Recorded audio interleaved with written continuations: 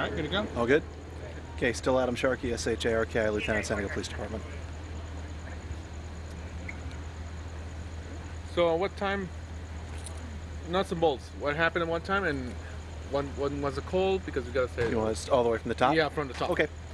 So 12:45 this afternoon, San Diego Police Department was called to investigate an assault that was taking place near 50th and El Cajon. When officers arrived to investigate that assault, suspect took off on foot, and during that foot chase, that suspect dropped a gun, picked that gun up, and continued running.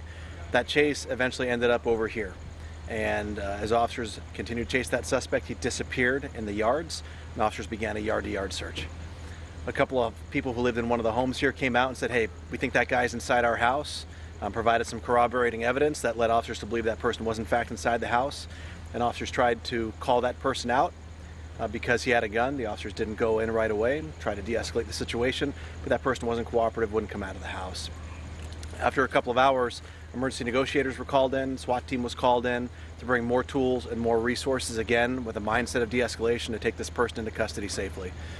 That occurred at around 4:30 this afternoon. So around 4:30, both SWAT and emergency negotiators were called to the scene. It is now just after 9:30, and the suspect was taken into custody. The suspect has been identified.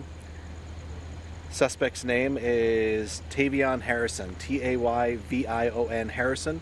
He has 4 active warrants for his arrest, including 1 active felony warrant for assault with a firearm.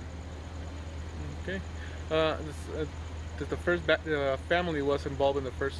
The people who made the call, were they injured? They're like somebody.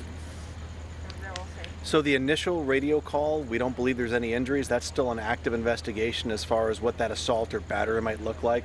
That's still part of an active case, so I can't talk about that. What I can tell you is the house where this person, Mr. Harrison, went into, he has absolutely no relationship whatsoever to the people that live there. He is a complete stranger to them. He just appears he found the first open house to hide from the officers, went in and holed up inside. Did he give up by himself? Did he walk in? Did you need to go with dogs? What was the procedure for the dog? So no force was used. Person was taken into custody without any force, without any injuries, and we're grateful for that. Obviously, it takes a lot of time. It takes a lot of resources for this to happen. This neighborhood's been impacted for almost 8-9 hours now as a result of this. But the goal is preservation of life, and so we're out here with a lot of resources, taking up a lot of the neighborhood's time and patience, working to get this person into custody safely, and that's exactly what happened. The investigation is going to continue. We are still looking for an outstanding firearm. We want to see if there's any other evidence or contraband that may have been dumped inside that house. Okay. And then a quick question. Yeah. From the initial call, roughly about how far was it? Did he run to get into this residence here?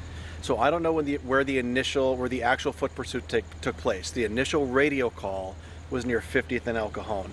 Now, where the officers initially made contact, because obviously it's a long way from 50th Street to 62nd Street where we are now, I don't know what happened between now and then. I don't know if he was in a car, if he hopped a bus, anything like that. The initial call was over there, but there was a foot pursuit near 62nd Street.